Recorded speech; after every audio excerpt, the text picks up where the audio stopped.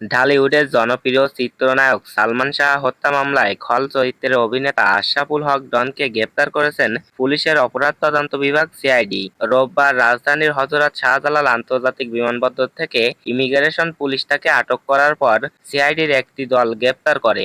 গত বছরের অক্টোবর ডন সহ অন্যান্য আসামিদের দেশ ত্যাগের নিষেধাজ্ঞা জারি করেছিলেন আদালত। সিআইডি সূত্র ও সংশ্লিষ্ট কর্মকর্তারা জানান, সালমান শাহর হত্যা মামলায় ডনের বিরুদ্ধে অভিযোগ রয়েছে। আদালতে তাকে হাজির করে পরবর্তী আইনগত প্রক্রিয়া সম্পূর্ণ করা হবে। ১৯৯৬ সালের ৬ই সেপ্টেম্বর রাজধানীর নিউ স্কটনের বাসা থেকে সালমান শাহর মরদেহ উদ্ধার করা হয়। প্রথমে এই ঘটনায় অপমৃত্যুর মামলা হয়, তবে দীর্ঘদিন ধরে তার পরিবার দাবি করে আসছিল সালমান শাহকে পরিকল্পিতভাবে হত্যা করা হয়েছে।